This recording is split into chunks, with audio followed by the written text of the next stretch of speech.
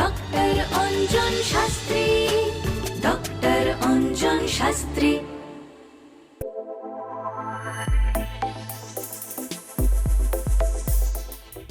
একটি নতুন বছর মানে আমাদের কাছে নতুন আশা, নতুন উদ্দীপনা, নতুন এনার্জি বলা যেতে পারে।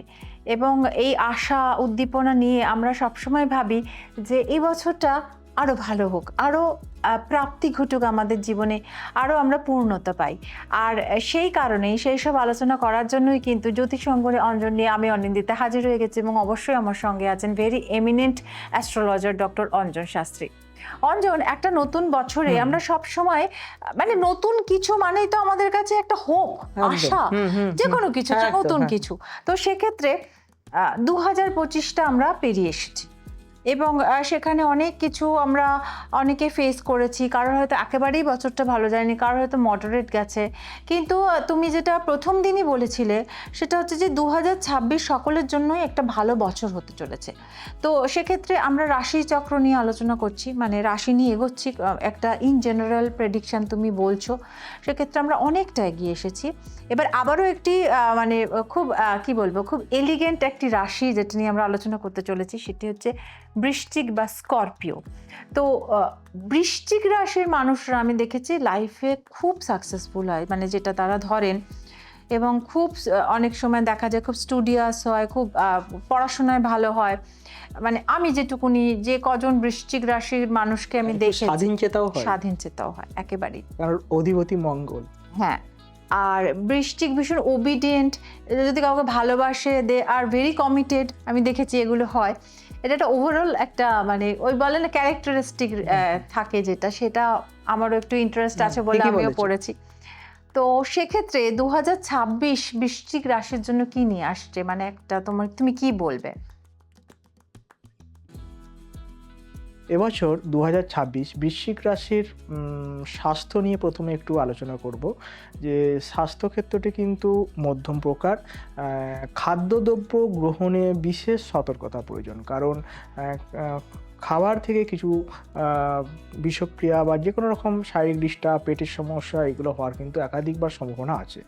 বৎসরের মধ্যবর্তী সময়ের পর থেকে পুরাতন যদি কোনো কিছু ডিজিজ থাকে তা কিন্তু একটা ভালো হওয়ার সম্ভাবনা থাকছে, এবং তার সাথে কিছুটা মনোবল বৃদ্ধি পাবে, এবং মানসিক সুখ শান্তি যেটা খুব ডিস্টার্ব ছিল এতদিন, সেটাও কিন্তু আস্তে আস্তে ফিরে আসবে।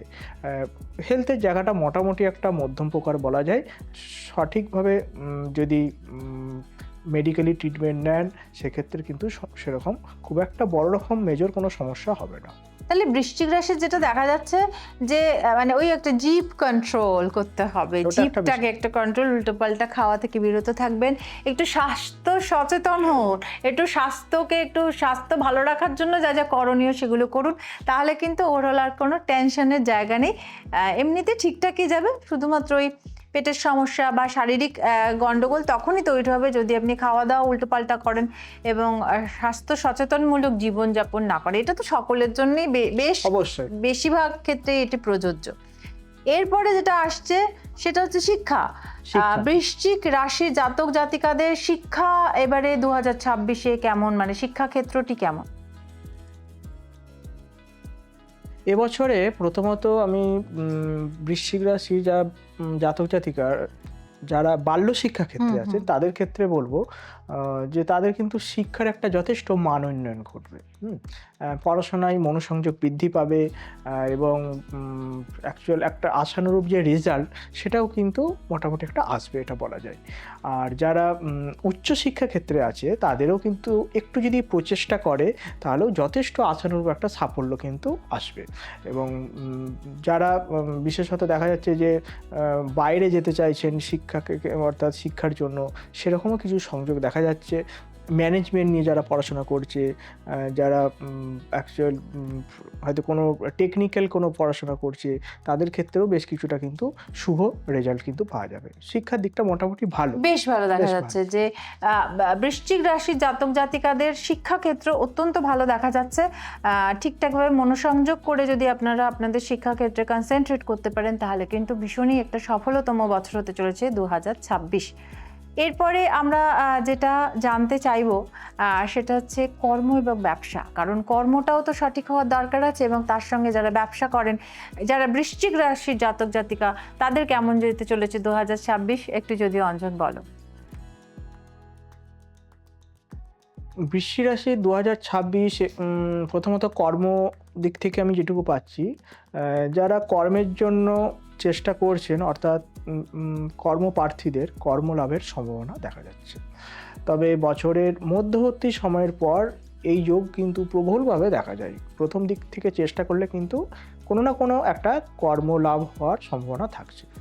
যারা কর্মরত আছে তাদের ক্ষেত্রে কর্মের কিছু পরিবর্তন এখানে লক্ষ্য করছি। যারা ট্রান্সফারের জন্য চেষ্টা করছে তাদের ক্ষেত্রেও এই বছরটি একটা উপযুক্ত বছর। যারা ব্যবসার সাথে বিজনেসের সাথে যারা যুক্ত তাদের কিন্তু পরিশ্রম অনুযায়ী অর্থলাভে কিছুটা বাধা আসবে, অর্থাৎ এখানে একটু পরিশ্রমটা বেশি হবে, সেই অনুযায়ী দেখা গেল হয়তো যেটা আশা করলো সেই রিটার্নটা কিন্তু দেখা গেল হয়তো পেলো না। এইটুকু একটা একটু নেগেটিভ আছে, এটা দেখা যাচ্ছে। তবে তবুও তো প্রচেষ্টা অবশ্যই করতে হবে, অবশ্যই মানে অর্থ লাভ হবে এরকম বলবো না, তবে হয়তো সেটা কিছুটা মনোমত হয়তো না হতে পারে। একেবারেই তাই। তাহলে দেখা যাচ্ছে যে কর্মক্ষেত্রে যারা চাকরি বাকরি করছেন তাদের জন্য কিন্তু বৃশ্চিক রাশির জাতক জাতিকাদের জন্য খুবই ভালো, কিন্তু ব্যবসার ক্ষেত্রে একটুখানি আপস অ্যান্ড ডাউনস আছে, বাট চিন্তিত হওয়ার কিছু নেই, কারণ আমাদের তো লাইফটাই তো পুরোটা মানে life is all about ups and downs. তো সেই ক্ষেত্রে যদি ঠিকঠাকভাবে লেগে থাকা যায় তাহলে ব্যবসা ক্ষেত্রেও সাফল্য আসে। তাহলে 2026 বৃশ্চিক রাশির জন্য প্রেমজ এবং বৈবাহিক সম্পর্ক কেমন যাবে সেটা অঞ্জন এখন বলে দেবে।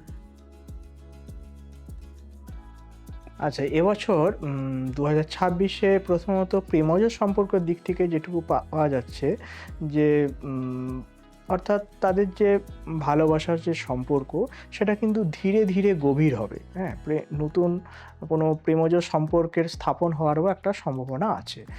আর বিবাহ ক্ষেত্রে যেটা দেখা যাচ্ছে যে অবিবাহিতদের বিবাহ হওয়ার সম্ভাবনা আছে। আর বিবাহিতদের দাম্পত্য জীবনে তবে একটু সুখ শান্তি ব্যাহত হতে পারে, এমনকি নিজেদের মধ্যে কিছু সমস্যা থেকে হয়তো বিচ্ছেদের মতো একটা পরিস্থিতি এটাও কিন্তু তৈরি হতে পারে, সেই দিকে কিন্তু একটু খেয়াল রাখতে হবে। তাহলে সম্পর্কের ক্ষেত্রে কিন্তু একটু যত্নশীল হতে হবে, কারণ এখানে একটুখানি দেখা যাচ্ছে ডিস্টারবেন্স আছে, কিন্তু যত্নশীল হলে আমার মনে হয় সবকিছুই টিকে যায়। আর যেটা থাকার নয় সেটা কখনো থাকে না, এইটুকুনি মেনে নিতে হয় জীবনে। যেটা থাকার সেটা সারা জীবন যে কোনো পরিস্থিতিতে রয়ে যাবে, আর যেটা থাকার নয় যতই সুখকর পরিস্থিতি হোক না কেন, যেটা যাওয়া সে কালের নিয়মে চলে যাবে।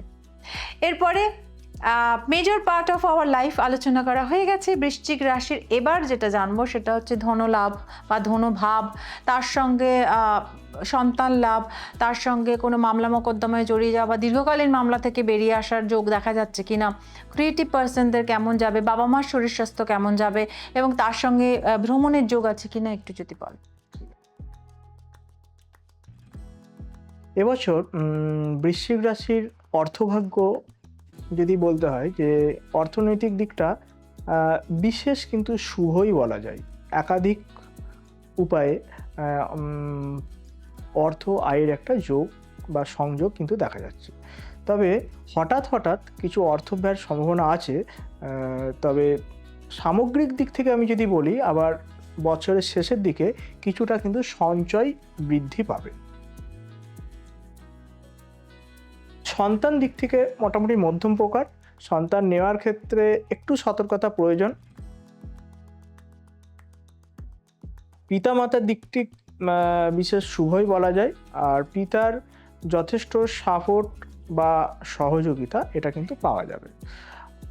এবছর যারা গৃহ পরিবর্তন করতে চাইছে তাদের ক্ষেত্রেও কিন্তু এই পরিবর্তনের একটি যোগ আছে, অর্থাৎ হয়তো বাড়ি থেকে একটা যে কোথাও শিফট করতে চাইছে এই ধরনের, বা কোনো একটা ফ্ল্যাট চেঞ্জ করতে চাইছে, এই ধরনের তাদের কিন্তু যোগগুলো দেখা যাচ্ছে। এছাড়া যে কোনো রকম সম্পত্তি ক্রয় যদি কেউ করতে পারে সেক্ষেত্রে এবছরটা কিন্তু যথেষ্ট শুভ। যাদের মামলা মকদ্দমা কিছু আছে তাদেরকে এটাই বলবো যে একটু বিশেষ তদারকি করা প্রয়োজন আছে, কারণ যে কোনো মুহূর্তে বর্তমান যে পরিস্থিতি তার কিন্তু পরিবর্তন ঘটতে পারে। সেদিকে একটু খেয়াল রাখতে হবে। যে কোনো রকম দূরযাত্রা বা বিদেশ যাত্রার এগুলো কিন্তু সম্ভাবনা আছে, বা ভ্রমণযোগও কিন্তু এবছরটা আছে, সেদিক থেকে কোনো সমস্যা নেই। তবে সামগ্রিকভাবে বছরটি কিন্তু একটা মোটামুটি শুভ বলা যায়। একেবারেই তাই। বৃশ্চিক রাশির ক্ষেত্রে যদি দেখলাম, শুধুমাত্র প্রেমজ এবং বৈবাহিক সম্পর্কের ক্ষেত্রে ডিস্টারবেন্স ছাড়া বাদবাকিটা পুরোটাই যথেষ্ট ভালো। সেহেতু সম্পর্কের ব্যাপারে একটু যত্নশীল হলে পুরো বছরটাই কিন্তু বৃশ্চিক রাশির জন্য বেশ ভালো একটি বছর হতে চলেছে। আবারও আমার যেটা কাজ সেটা বলা, সেটা হচ্ছে আপনাদের যদি আমাদের এই চ্যানেলটি ভালো লেগে থাকে অবশ্যই চ্যানেলটিকে সাবস্ক্রাইব করে দেবেন, বেল আইকনটি প্রেস করে দেবেন যাতে সমস্ত নোটিফিকেশন আপনাদের কাছে পৌঁছে যায়। একটু লাইক করে দেবেন এবং ভালো লাগলে অবশ্যই একটু শেয়ার করে দেবেন। আর আপনাদের যদি কোনো মতামত থাকে অবশ্যই জানাবেন, ভালো লাগলেও জানাবেন, খারাপ লাগলেও জানাবেন, নতুন কোনো এপিসোড দেখতে চাইলে সেটাও জানাবেন, আমরা সেই মতো এপিসোড আপনাদের উপহার দেওয়ার চেষ্টা করব। আজকের মতো আমাদের সময় শেষ, আমি আর অঞ্জনা এখান থেকে বিদায় নিচ্ছি। আবারও দেখা হচ্ছে নতুন একটি এপিসোডে। আজকের মতো নমস্কার। নমস্কার। ডক্টর অঞ্জন শাস্ত্রী।